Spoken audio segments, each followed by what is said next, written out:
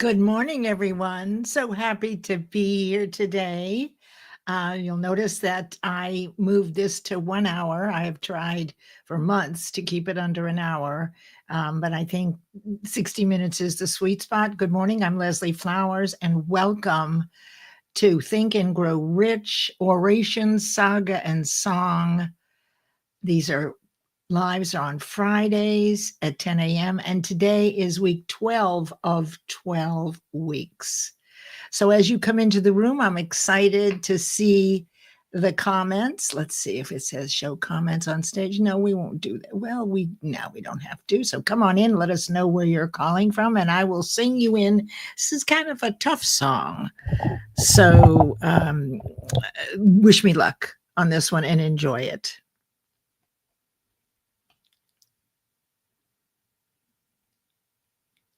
Ready. Here we go. Cueing the music.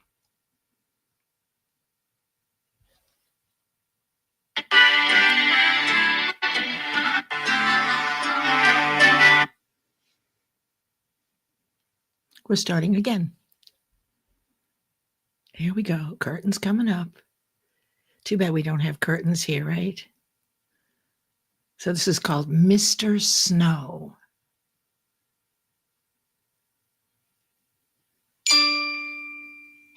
His name is Mr. Snow, and an upstanding man is he. He comes home every night in his round-bottom boat with a net full of herring from the sea. An almost perfect bow, as refined as a girl could wish. But he spends so much time in his round-bottom boat that he can't seem to lose the smell of fish. The first time he kissed me, the whiff of his clothes knocked me flat on the floor of the room. But now that I love him, my heart's in my nose, and fish is my favorite perfume. Last night he spoke quite low, and a fair-spoken man is he. And he said, Miss Pipperidge, I'd like it fine if I could be wed with a wife. And indeed, Miss Pipperidge, if you be mine, I'll be yours for the rest of my life. Next moment we were promised, and now my mind's in a maze. For all I can do is look forward to that wonderful day of days.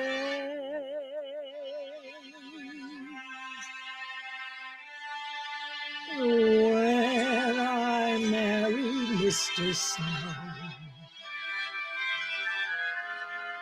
the flowers will be buzzing with the hum of bees. The birds will make a racket in the churchyard trees. When I marry Mr. Snow, then it's off to home we'll go, and both of us will look a little dreamy-eyed, driving to a cottage by the ocean side, where the salty breezes blow. He'll carry me across the threshold, and I'll be as meek as a lamb. Then he'll set me on my feet, and I'll say kind of sweet, well, Mr. Snow, here I am. Then he'll kiss me so I'll know that everything will be as right can be, a living in the cottage by the sea with me. Oh, I love that Mr. Snow, that young seafaring, bold and daring, big be-whiskered, overbearing, darling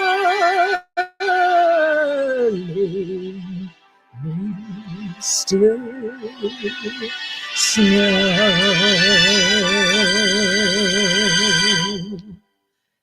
Well, good morning, everybody. I hope you liked that song. and you'll learn about that particular one. I'm excited to have you all here. Thank you for allowing me to sing you into the room. This particular 12-week series of oration, saga, and song completes today. And next week, we start with something with Think and Grow Rich, completely different, that you will love. I know you will love it. So you will have something special at the end of the year, and that's for Q4. So that's what we'll do in Q4. So let me say good morning to my wonderful friends. Good morning, Americo. Yes, 60 minutes is definitely it. You know, Americo, if I didn't acknowledge all of you, I could do it in less. And I tried doing that. But it's so important that you know what it means to me that you're here. So, Americo, I know you're not here often, so it's an honor that you are here today. Thank you. And I come into your rooms when I see them as well. I appreciate it so much. And look who's here, Christy. Hi, Christy. Good morning. Christy and I are in the 2350 network together, a personal development platform that started right here. And Christy, thank you so much for always being here, being consistent and promoting this event and the Monday 10 a.m. event. I know you're getting good value. And this one thing that you do consistently really makes a difference to me. It shows me who you are. We can count on you. You know, there aren't a lot of people that we can actually count on. A lot of times people say they'll help, but then they think, well, someone else will do it. There were a lot of people that said they would, but that's not you. Not at all. And here is Leanna Stock. Hi, so glad you're here. Everyone get to know Leanna. She is in healthcare and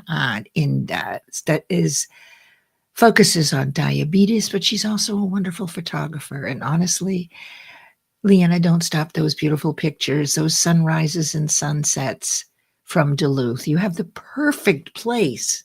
Wherever you're taking these pictures from, they're perfect.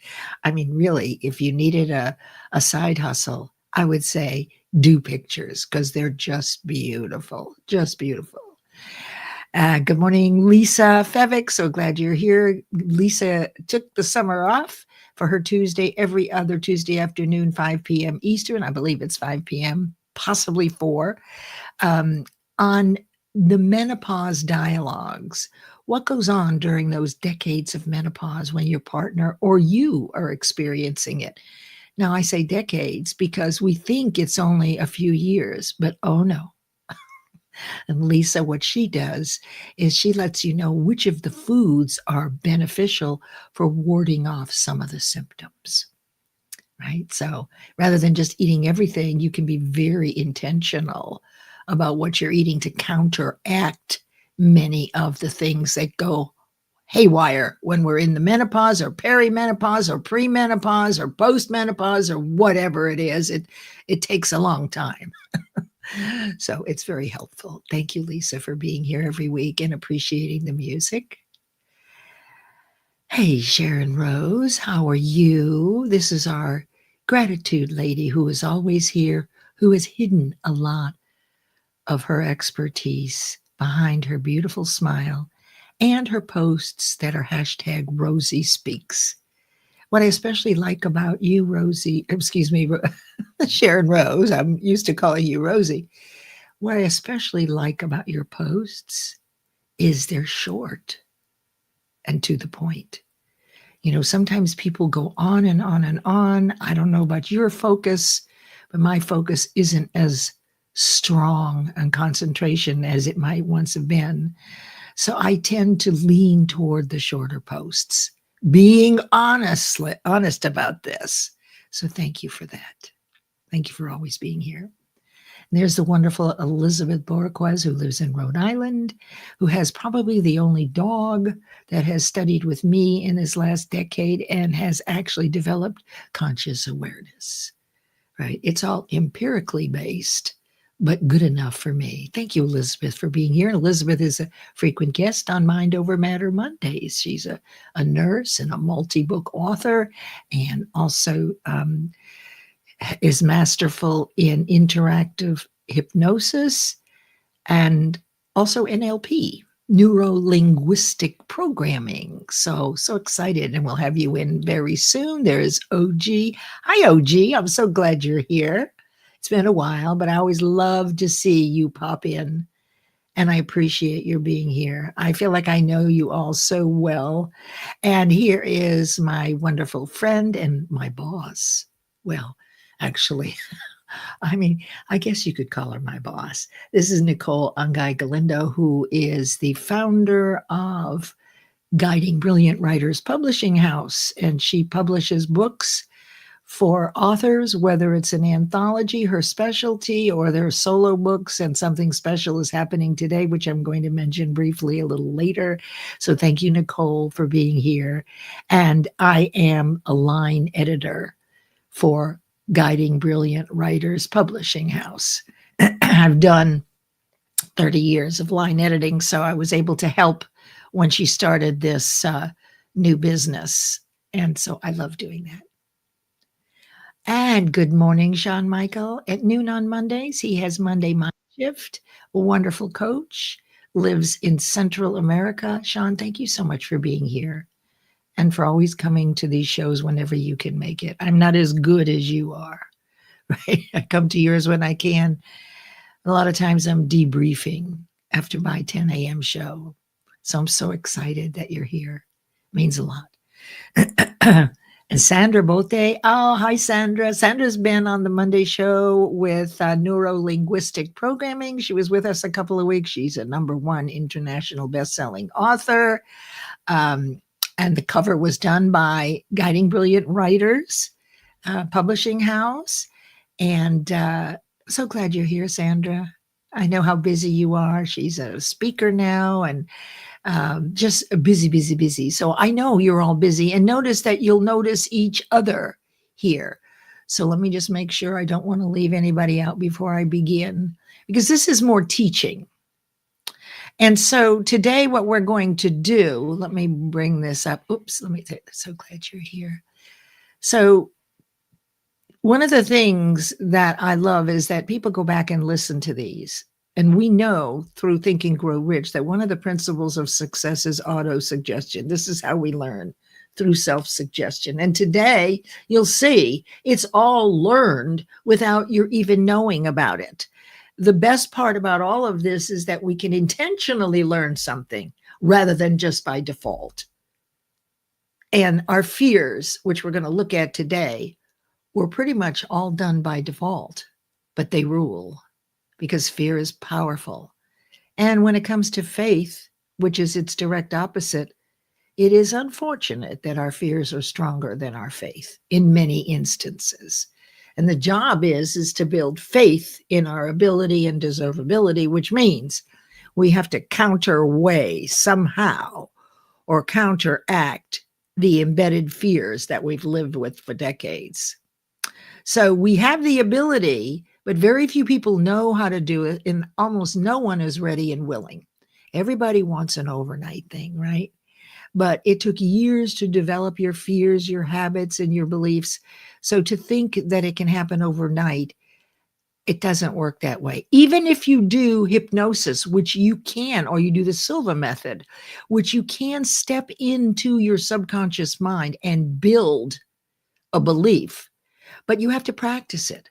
So you can either build it and then practice it, or you can practice it significantly to develop that muscle, and then it becomes a belief. So while hypnosis and the Silva control, and there's a lot of ways to get into your subconscious mind and do some of that, let's say, reverse engineering of the fears, it's not enough. So there is no magic bullet, but it can be a lot of fun. And that's why I do these 12 weeks. So just so you know that for the last 17 years, I've done 65 business quarters where I have taught what I'm going to teach you pretty much the next quarter, except that it's a fully hybrid program based on Think and Grow Rich, but also 25 years in personal development, quantum physics, leadership, metaphysics, all sorts of wonderful things. Over 500 goals were achieved by my clients over that 17 years in those 12-week sessions without knowing how to do it. One of the keys for achievement, for a lot of reasons, which I'll explain next quarter, one of the key is that you don't know how. Because when you go to how, your fears come up because you don't know how. So how do you shut them down? Well, you start by understanding what they are, how they were sourced, where they are located, and what is the impact of those fears. So let me bring this up here. Let's just do this. Let's see if we can do this. Yeah, here we go. I finally figured out how to do some of these different screen share things. You know, some people jump in the water right away to get over the cold. I go in 1 foot, 2 feet, 3 feet, 1 step, 2 step to kind of get used to the cold water. And I keep my arms out of the water. They're the last to go in because they get the coldest. But then there are some people that just dive in, and that's not me. I don't just dive in. I'm going to do one at a time until I'm sure of myself now. So let us begin, shall we, my friends? I'm so excited. So here is our agenda for today.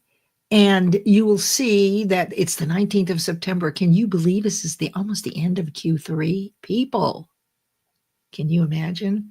The song was Mr. Snow from Carousel, which first debuted on Broadway in 1945. Why does that matter? Think and Grow Rich. This whole program is designed about what was it like 100 years ago for Napoleon Hill, for people living in the United States. You know, he interviewed our greatest wealth, health, and happiness citizens that have all of that over 20 years to determine what exactly are they doing that the rest of us forgot or never knew. And that is what Think and Grow Rich is all about. The #2 bestseller of all time, second only to the New Testament. Over the last 100 years, almost every personal development great cut their teeth on Think and Grow Rich because it's the first book that synthesizes known success principles that have been written since we recorded history 5,000 years ago. So it's in the Bible, it's in the Bhagavad Gita, it's in the Quran, it's in everything. All right. It's in the Old Testament, the New Testament, you name it. It's in the Tao. All of it covers this. But Napoleon Hill was the one who synthesized it, brought it all together over a 20-year period. That's what makes this book so amazing. So we're going to learn about our 6 basic fears. You're going to learn to master the enemy. You have to get to know your enemy, right? And the way you know your enemy, your fears are coming is when indecision, doubt, and fear, that trio, are together. Whenever you have indecision, doubt, and fear, there's no room for intuition. There's no room for creativity. Fears are powerful. And those 3 are terrible. And indecision is the seedling of fear, not deciding. And the opposite of decision is procrastination. So you can see when you're procrastinating how doubt, fear, and indecision are playing a big part. And then there's the fear of criticism and judgment. What if I do it wrong? What if I'm not smart enough? That's one of 6. So in order to succeed in influencing your subconscious and your fears, to hush takes building of faith using your conscious awareness. And that's what we're going to look at today. And then we will take a look at New Year's Eve, 1949, Times Square in New York. And I'll tell you why I picked that for our 3-minute visualization. So let me check and see who else is here. As a few of you have come in, I do believe Meryl is here from Paramus, New Jersey. You'll get to know everybody in this group here. And Meryl is the sage who always makes sure everybody knows when everything is going on. Now, my carousel, I like to keep people on LinkedIn. So this is also broadcasting on YouTube, and that's fine. But I like to save time. And so I have consolidated a weekly list of lives on LinkedIn that I know have high value so that you don't really have to leave. There's an awful lot of bright people here. So thank you, Meryl, for that work that you do. And here's, Kimberly. Hi, Kimberly. It's so good to see you again. This is 2 weeks in a row. I'm so excited to see you. Yes, it's wonderful. And here's our new best-selling author in children's books, 𝗙𝗪𝗡 𝗙𝗪𝗡. Hi, Felipe. He's a top voice in LinkedIn. He's in HR with PRB Corporation. I don't know if it's corporation or company. Anyway, Felipe is also a business coach. So he's in HR, but he also knows about business. Sometimes he's hard to get a hold of. Felipe, this is a note from me to you. Check your DMs more often, please. And thank you for being here. I'd rather have you here than checking my DM to you. So happy that you're here. And I think you're going to love this, all of you today. I just want to say, oh, look at Melissa's here. Hi, Melissa Garza. New friend, new connection. Everybody get to know Melissa. And everybody on this in the audience, you guys are here every week. So you already have collaborations being built. You're ready and willing to grow in awareness. You're open to considering other ways of looking at things. And this particular way, I'm describing it after 20,000 hours and 17 years of teaching it, certified by the world's authority on Think and Grow Rich for decades, Bob Proctor. And that was in 2008. And I've never stopped teaching it since. Of course, I've built my own hybrid program on top of it, taken it into startups and emerging enterprises to build the culture of belonging and free speech and comfort in our workplace. Does it work? Well, not for everybody. So while that's the intention, the best way I've found to develop the corporate culture is to begin with the CEO. And that's what I did. I did my 12-week program for 2 quarters with the 2 CEOs before they even brought me into the company. Now that company is emotionally aware. They have a low turnover. And all the people know what I've been teaching you every week. So you can take it into any business that you want. Let's see. I want to make sure I haven't left anybody out. Marsh is here. Hello, Marsh. I'm so glad to see you. You're a new friend. And I just love Marsh's posts. He has a wide variety. I especially like yours because of that. Oh, and look at Nahid. I'm so glad you're here. We're lucky that you're here. We're lucky that you're here. So as we go through this, and I'm going to stay focused on this now,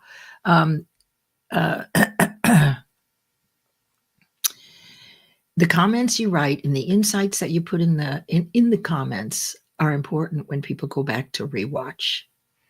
So let us get into this right now. Let me see what's next. Here we go. Okay, quick review. Let me see what's going on over here. Okay. This is the 12 weeks, and this is linear learning. This isn't the kind of book that you can pick up a chapter and read and be able to act on it. I don't know if we need to make this bigger or not. Let's see if I can do that. Yeah, we can do that for this. So these aren't all 13. There are 13 principles of success, but then I've been working on this for 17 years and evolving and compiling different principles together. The very first thing you have to do when you begin this process, which is to be happy, healthy, and wealthy, to become a millionaire if that's what you want. Whatever it is you want to do, all ideas are here. It just takes someone to go at them. But you must understand your fears because they'll be the first at bat. When you go to try to do something that's huge, that you've never done before, that seems like, well, am I really the one, but you're compelled to do it? You have 6 fears that are going to stand up and say, bad idea, Leslie. Remember when you failed, right? Who do you think you are, right? So all of these fears and concerns we've had all our life are still there, and they're still strong. So it's harder, even when you have a huge goal, The best way is not to know how to do it. Any dream. I mean, Felipe just finished his book. He did not know how he was going to do it. He simply began. He had started the outline 25 years ago, but when he was ready to write it, he didn't know how it was going to happen. That way he could be inspired and fall in love with what he was doing. Fear wasn't there. He wanted it so much that it outweighed any fear. Any of the old fears when he was younger. Perhaps sometimes our ideas are so big that when we get them, we're not ready. The universe and God will not allow us to have them through the law of gender or gestation, which is one of the 7 universal laws. So on occasion, if your idea is so big that you're really not a match to do it right now, you might get so far, but then you'll set it aside and then the universe will bring it back to you when you've learned the lessons. So that doesn't mean that every goal, if it looks like you're not going to get it, you should stop. No, talk to somebody who knows about this. Okay, so the first thing that happens, you got to have an actual, clear, definite purpose. It's got to be crystal clear. It's got to compel you. You cannot know how to do it. You might have failed at it before, but something inside you, and you don't know why, says, I'm doing this. And this is your higher voice. We are co-creators, and this is the universe saying you're ready. You don't have to know how. Once you have that one single goal identified based on a dream, and I do 12 weeks, that seems to be just about the right amount of time to stay motivated until you achieve the goal. Because if you're not motivated, you're not going to achieve it. And what's the point to begin with? So then you begin to build desire.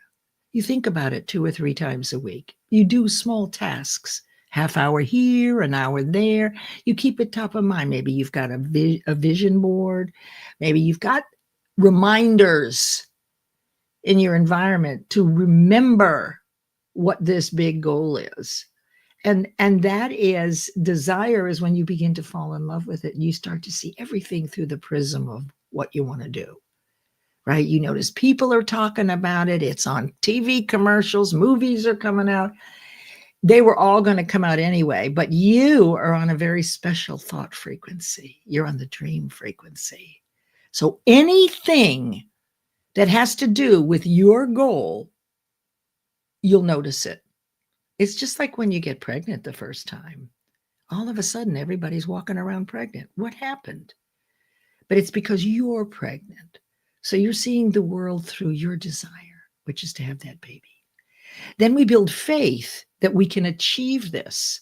Now, faith comes in 3 phases, and it takes at least 90 days to build absolute faith in your ability and deservability for the first time on this kind of task or goal, In the beginning, you're giving it a whirl. Halfway through, you start to notice all these what seem to be coincidences, and they're not. Because what you want is moving toward you at the same velocity you're moving toward it. You don't have to know all of that. But halfway through the 12 weeks, you'll notice things showing up in people.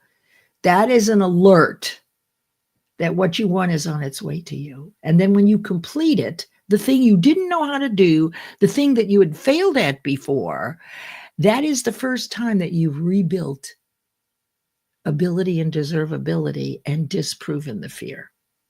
Once is not enough. Then we got into auto-suggestion, self-suggestion. It's through that repetition in spaced intervals over time that you begin to build faith and elongate or elaborate on your desire. Then we learned about imagination. There are 2 kinds. There's creative imagination, when you get the wild idea out of the blue to do this thing.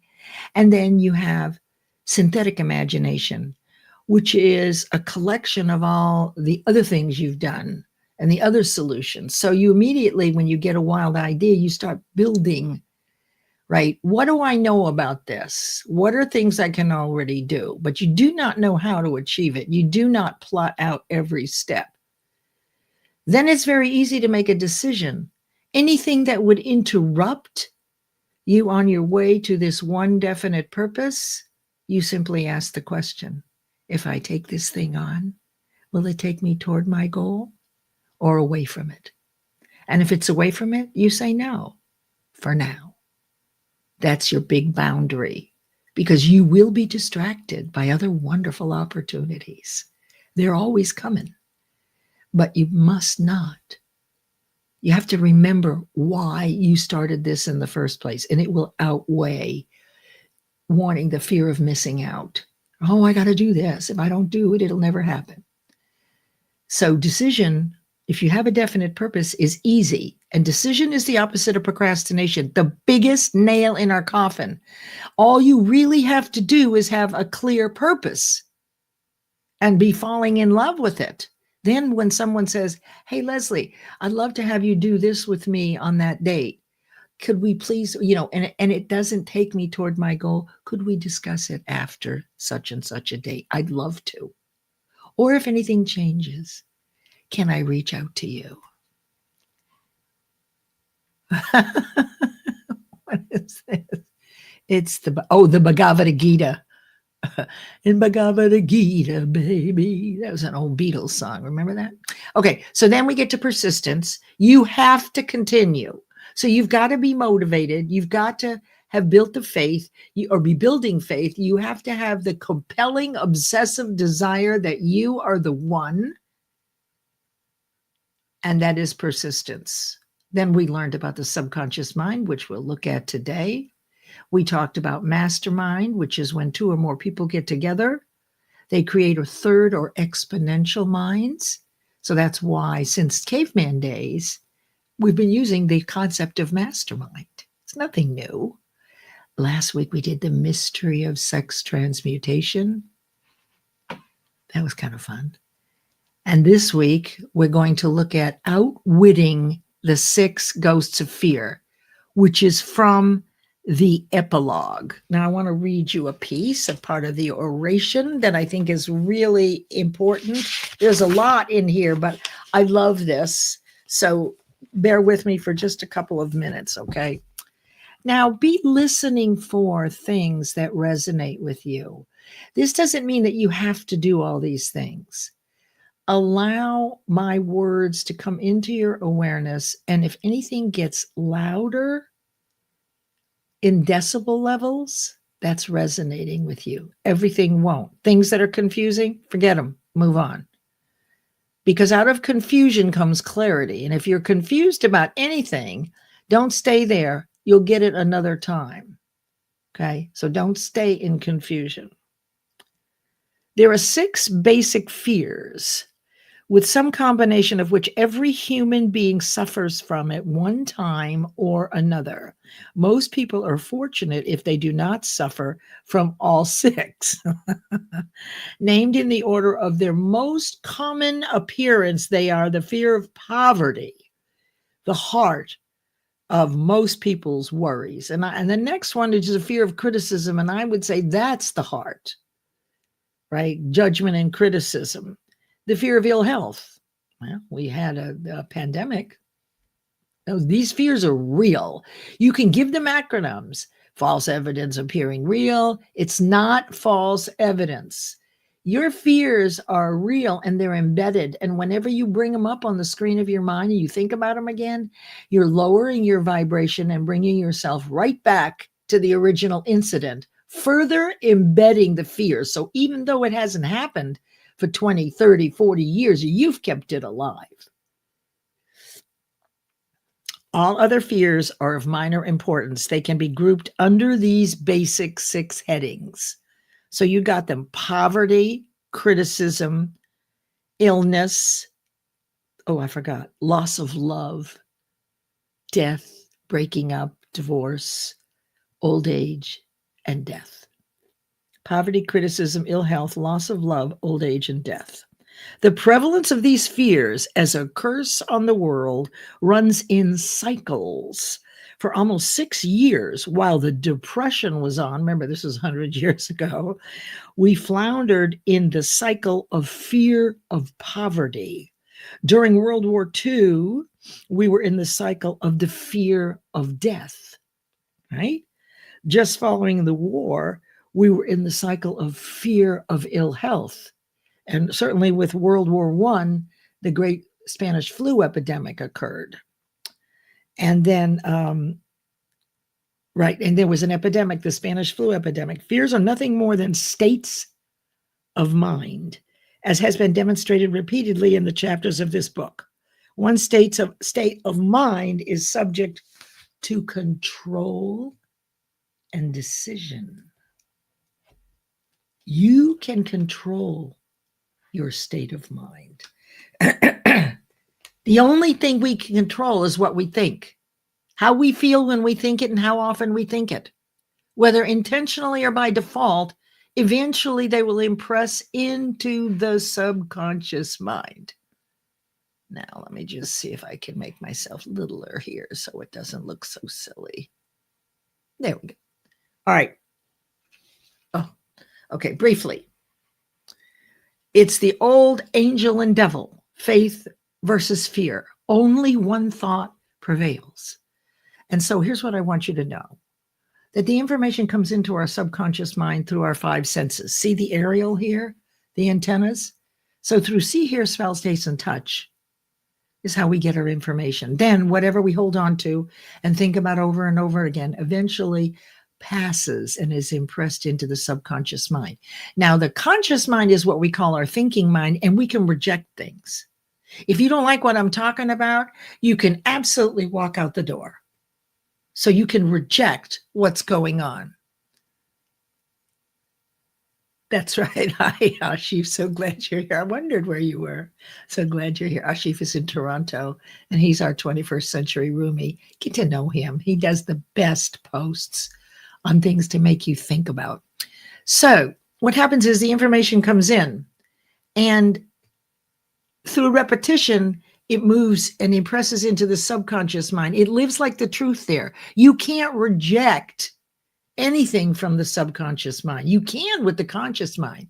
And this is where perception, imagination, intuition, memory, reason, will, or focus, and curiosity all are like muscles that grow in direct proportion to their use. So the work that we're doing here is developing your ability to understand that perception changes with every new thing you learn. So why in the world would you want to prove someone wrong and yourself right? You knew a certain amount when you came in. You'll know more when you leave. So why would you argue about your point of view before that it's right? When you leave, it could be different. So what will people talk about if they're not making other people wrong and making themselves right? Good question, right? So I call these 7 intellectual faculties spiritual warriors. They literally stand guard over the one thought in your conscious mind. Through repetition, those thoughts that are pervasive embed into the subconscious mind. This is the automatic mind. There is no thinking. And 90 to 95% of the things we do are not thinking. They're reactions from our fears. And you love it when you see it. There's nothing wrong. It allows you to get really clear about, oh my God, the reason I didn't do this was because of this. Okay, so now that I'm clear, I might be able to do something about it. And in the subconscious of where your fears are, we have faith in our fears. We've proven that they scared us and they work. This is where our habits are. And this is where our faith is, but our faith in God is not enough to outweigh these bad boys. So what are we going to do? We're going to develop our conscious awareness to be really clear on what's intuition and feeling and what's emotion and reaction. Because feeling and emotion are 2 different things. Reaction is not thinking. It's automatic, like animals have. It's like a safety thing, survival, but it's not thinking. And usually your fear will be up to bat first. Whoever makes it to home plate and picks up the bat first wins. And unfortunately, it's our fears. So you can see that there's 2 parts to our mind. This is for simplicity, for you to understand that in comes information. If you're listening while you're washing dishes or cooking dinner or reading the paper, do people still read the paper? While all that's going on, let's say the news is in the background. Well, are you listening to the right side or the left side, or the wrong side and the right side? Whichever is dominant, there is an associated feeling or emotion. And that is cellular. And so your whole body feels it. And the more times you listen to the same news, even if it's not on purpose, it's still coming into your conscious mind. I had a client once who listened to the news on the way in, or to one of these broadcasters that was angry. And so he had shared that in our mastermind. And so I said, well, why don't you try listening to music for a couple of days instead of that talk show host, and then come back and let us all know this was face-to-face. Changed his whole life. Because the energy from the negative broadcast really was transferred to him. You know, mind is a cellular activity. So if you're feeling really good and thinking good things, there's a spring in your step. If you're feeling lousy and focusing on what, oh, poor me, and what happened, this is when it lowers your cellular vibration, puts you in dis-ease, and you'll stub your toe. Okay. You still read the newspaper. Oh, I'm so glad. I love the newspaper. I love it. Okay. So that's kind of the basic. One thought, faith versus fear, good versus evil, devil versus angel. The bottom line is that only one thought prevails, and you are the one who's in control of it. You have choice to look at the positive or the negative. In every case, both are there. When you fail, how long does it take you to find a lesson? You know there's always a lesson in failure. But how many of us stay in misery for days and days and days? Good morning. So glad to see you here again. You, Kyle. Glad you're here. All right, here we go. All right, here they are. These are the 6 subconscious ghosts of fear. And most all of your fears belong with these. They're in the subconscious. The biggest one now, Napoleon Hill 100 years ago, it makes sense that he would say poverty, right? Because they had the stock market crash. So obviously he's thought that 100 years ago was the thing that drove us all nuts. But really, poverty and criticism are the most used. So the first one is criticism. We've all had this. Leslie, you did the lesson wrong, and everybody starts laughing, right?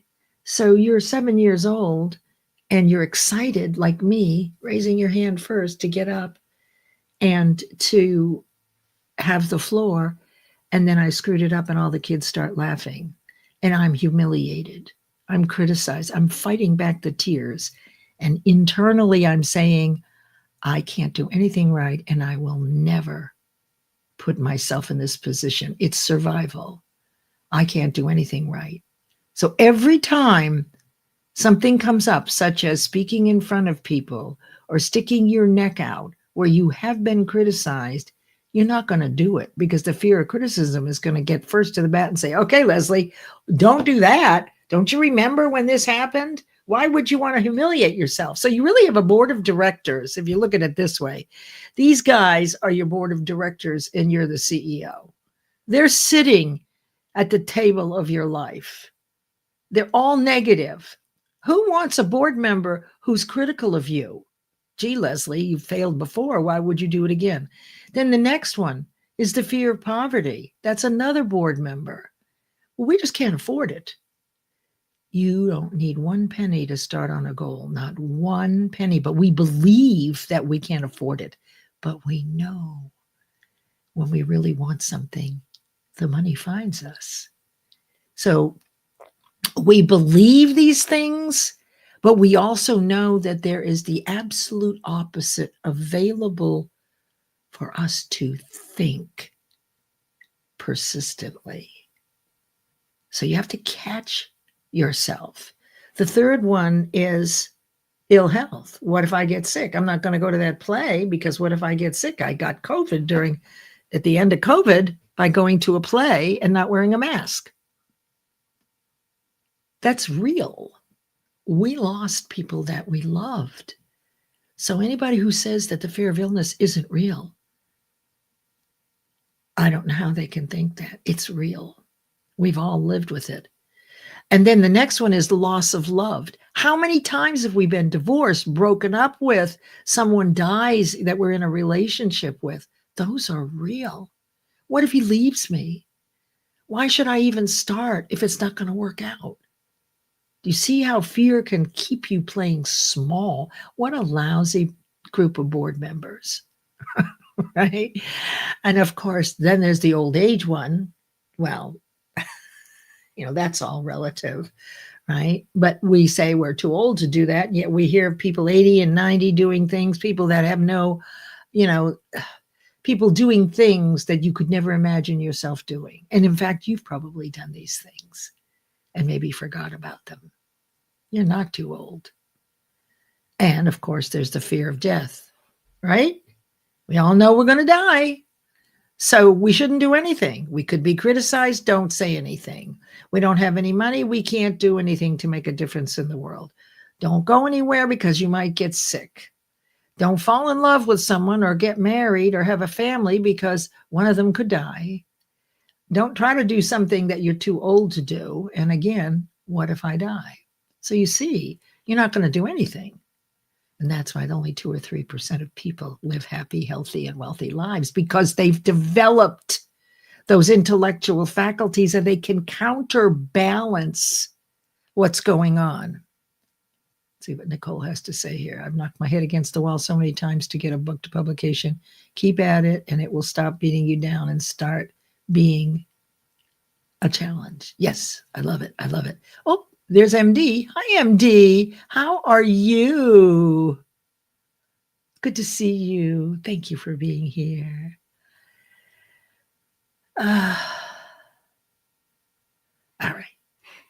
Let's move on. If you have any questions, let me know. Okay. Yeah, it's good. Okay. So if you have any questions, let me know. These are the 6 goats of fear. Now remember, here's where they are. They're reactive, they're instinctive, they're emotional, they have a low vibration, and they're always first at bat when you come up to do something, right? They're always first at bat. All right. There are the 6 ghosts of fear. Now, this was written in the epilogue, and it's important to wonder why didn't Napoleon Hill put it at the front of the book? Because really, you have to understand what he realizes. You have to understand the whole process so that you can objectively look at the fears and do something with them. I will tell you, if the fears had been in the front in the introduction, I wouldn't have read the book because it would have scared me. Right? So he was very smart about this and spent 20 years working on this. Let's see what we have here. I asked my guides to help show me my egos. That was hard. Well, so your guide really is, so I'm just going to tell you this. What I've learned is that we share the conscious mind with God. We are co-creators. Intuition is whispers to us. So we always have our co-creator with us. The problem is even God or Buddha, Krishna, Muhammad, doesn't matter. It's that one omnipresent, energetic force of love lives inside each of us. And its voice, it speaks to us through an intuition and imagination, through picture and word. But the problem is that these 6 fears are Johnny on the spot. And they'll beat a path to outweigh anything in the conscious mind. The best time, though, is when you go to bed at night. That's when the subconscious mind is sleeping. And this is where God comes in through your intuition and whispers the answers to things. Whoops. Well, goodness gracious. Uh-oh. Wait, this isn't right. This is not supposed to happen like this. Hang on a second. Here we go. All right. So my hands are all over the keyboard. So we're at 10:50. Timing is good. I'm not rushing like crazy. So we are co-creators. And it's what we're thinking in the amplitude of cellular vibration that lets God know what we want. Okay, I'm finally going to do this because this is special today. Normally, I wouldn't do this, but dreams do come true. And here's a gentleman. Today is his book release. You please use the QR code and go scan his book. This book, Piece by Piece, My Blended Experience of a Mosaic Family, is something that I line edited. It was 100,000 words, and I'm a gold standard line editor, and I did this. And let me just tell you, this is all about the families that go beyond blended. And it's written for families, but also for therapists. And it gives a lot of insight what's going on in families where there have been more than one divorce and different children from different families. So it's very timely.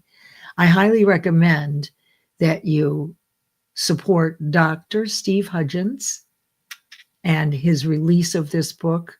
I will tell you it's a real game changer. And thank you for letting me slip that in here. Okay. This is me. You can use this QR code next Tuesday at 11 a.m. I've been invited to be part of a fireside chat on Zoom. It's 1 hour. There is no fee. And it is a conversation that goes very deeply into my beliefs, values, and virtues. I'd love to have you there. Okay. All right, next week starts a new series that'll take us through Q4. We're going to follow the process of Think and Grow Rich, and we're going to set one goal based on the laws of achievement that I've written and Think and Grow Rich that fits the bill for you to achieve by the end of the year. So New Year's Eve for you will be a celebration. It just has to be something you haven't done before, or you failed at, or you weren't ready for, that you're compelled to do. You're obsessed to do this. Okay? So that starts next week. And here we go. Let me just play this for you. If I can. Oh my goodness. There we go. Okay, I'm looking for the little thing. So this is a little promo I did.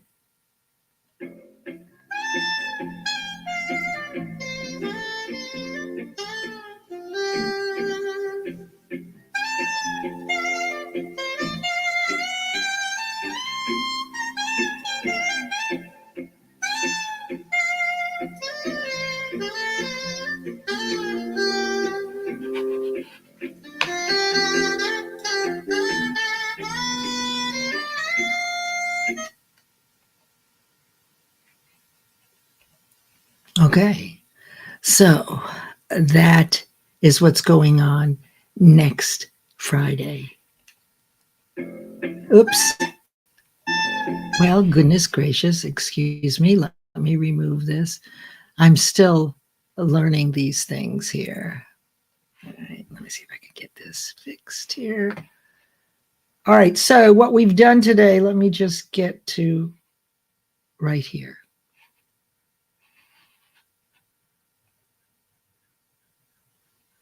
All right.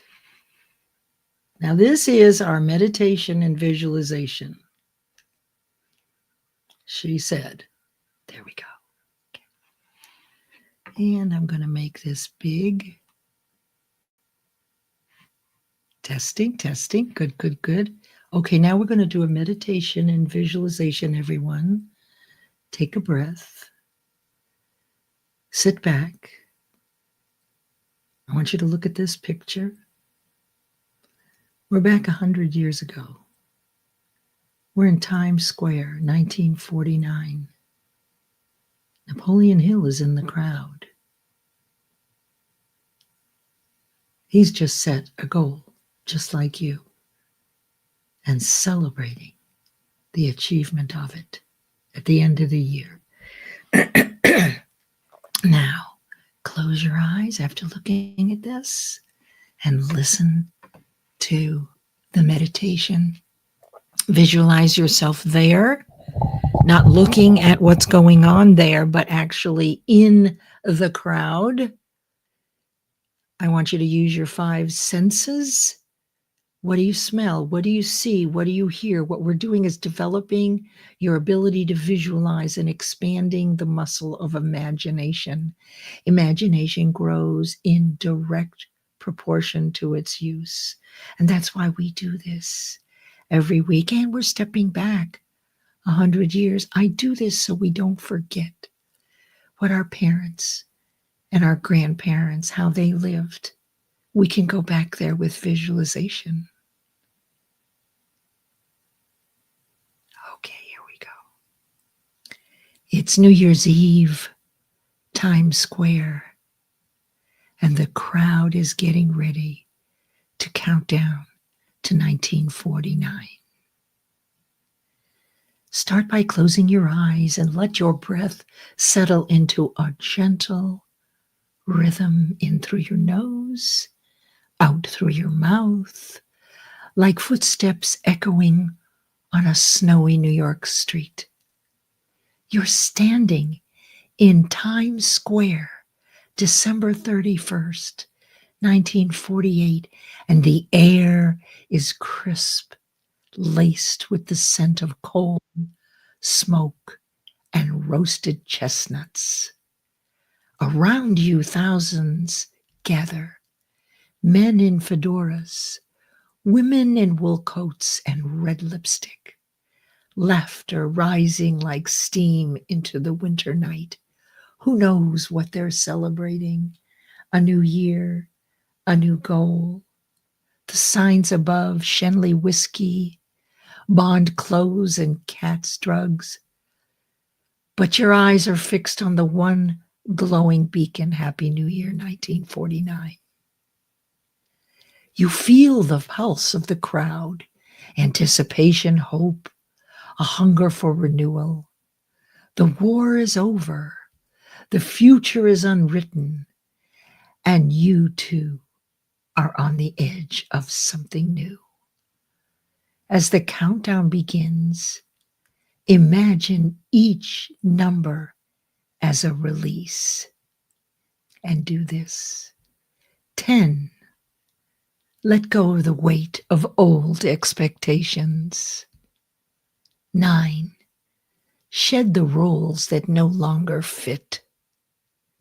8. Breathe out the fear of being misunderstood. 7. Let your heart soften toward what once hurt. 6. Feel your spine straighten with quiet resolve. 5. Invite clarity into your vision. 4. Let your imagination stretch beyond what you've known. 3. Feel the warmth of possibility rise in your chest. 2. Anchor yourself in faith, in beauty, in truth. 1. Step forward. The crowd erupts. Confetti rains down like blessings. You are smiling, eyes wide, heart open. In this moment, you are both witness and participant in history's unfolding. Now breathe in the spirit of 1949, resilient, radiant, ready. Breathe out your intention to create, to connect, to co-author the year ahead. And when you're ready, open your eyes. You've crossed the threshold.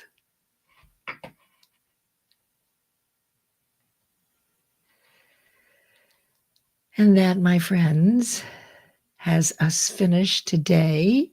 I can actually remove this and make me big. Oh no, I can make me even bigger. There we go. So let me just double check. It's 11 o'clock. Oh, the hour was perfect. A couple of notes here as I send you on your way to a beautiful weekend. Look, there's there's an eclipse in 2 days. There's a lot of new moons, red moons, blue moons.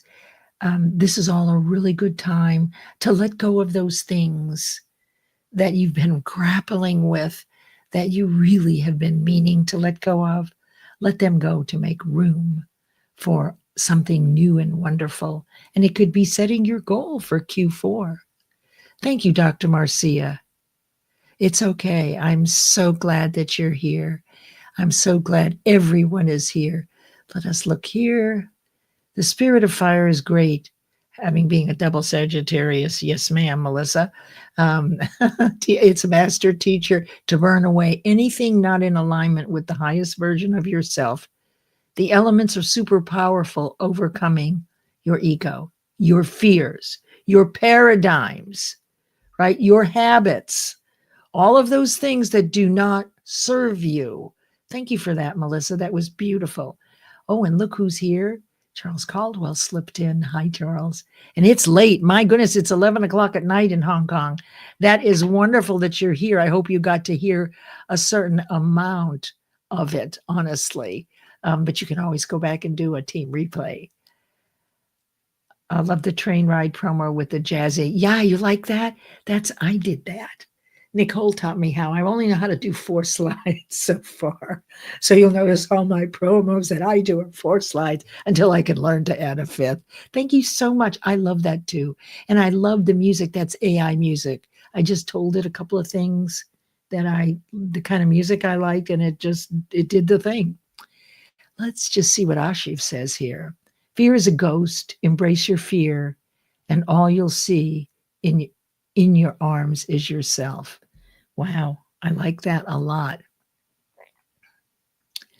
When you doubt, fear, and self-silence, you're literally creating signals that tell the body's 50 trillion cells how to behave. I couldn't agree more, because mind is an activity. It's a cellular activity. And when you're in a really great place, all the proteins move together in one direction and there's a spring in your step. And when you're in doubt, fear, or self-silence, the proteins move in another direction, lower the amplitude of vibration, and put us into disease. So what we think actually affects our body. And so that was really fantastic. Absolutely fantastic. All right. Well, everybody, it's after 11, so I guess I better get going here. I feel so luxurious that I have this extra time. Thank you all so much for being here. I really appreciate it. And let me see as we go out of here if I have saved this media asset as an outro. I think I can. I think I can do this so we can see this again. This one set as outro. And here we go. Have a great weekend, everybody. See you Monday. Mind Over Matter Mondays, 10 a.m. We're going to have Catherine Chadwick with us, and we're going to be looking at the Shimmering Mind Diet. Here we go.